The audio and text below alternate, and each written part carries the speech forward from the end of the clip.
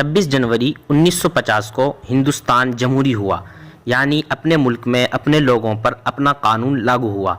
آزاد ہندوستان کا اپنا دستور بنانے کے لیے ڈاکٹر بھیم راؤ امبیڈکر کی صدارت میں 29 اگست 1947 کو 7 رکنی کمیٹی تشکیل دی گئی، جس کو ملک کا موجودہ دستور مرتب کرنے میں 2 سال 11 ماہ اور 18 دن لگے۔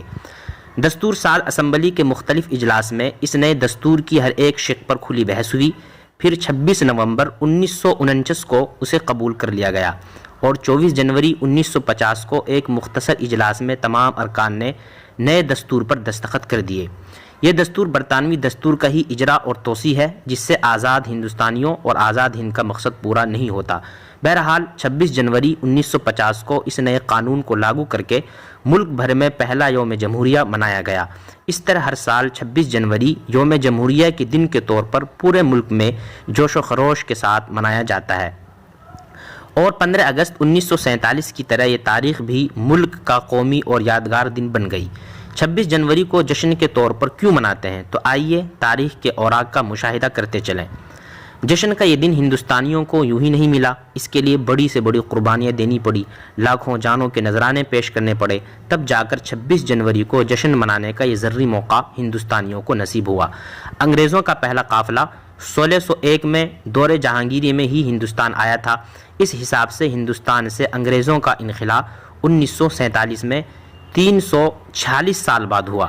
اس دوران ظلم و بربریت کی ایک طویل داستان لکھی گئی تھی، جس کا ہر صفحہ ہندوستانیوں کے خون سے لالزار ہے۔ جذبہ آزادی سے سرشار اور سر پر کفن باندھ کر وطن عزیز اور اپنی تہذیب و تمدن کی بقا کے لیے بے خطر آتش افرنگی میں کودنے والوں میں مسلمان پیش تھے۔ جنگ آزادی میں مسلمانوں کی قربانیاں اگر الگ کر دی جائیں تو ہندوستان کی آزادی کی تاریخ کبھی مکمل نہ ہوگی۔ آزادی ملنے کے بعد سب سے بڑا مسئلہ یہ اٹھا کہ ملک کا دستور کیسا ہو، مذہبی ہو یا لا مذہبی، اقلیت و اکثریت کے درمیان حقوق کس طرح طے کیے جائیں۔ چنانچہ آئین ہند کے ابتدائی حصے میں صاف یہ لکھا گیا ہے کہ ہم ہندوستانی عوام یہ تجویز کرتے ہیں کہ ہندوستان کو ایک آزاد سماجوادی جمہوری ملک کی حیثیت سے وجود میں لایا جائے، جس میں تمام شہریوں کے لیے سماجی، معاشی، سیاسی انصاف اور خیال آزادی، اظہار رائے، آزادیت، عقیدہ و مذہب، انفرادی تشخص اور احترام کو یقینی بنایا جائے گا، اور ملک کی سالمیت و یکجہتی کو قائم و دائم رکھا جائے گا۔ آزادی کے بعد ملک میں سیکولر جمہوری نظام نافذ کرانے میں جمعیت علماء ہند کے رول کو نظر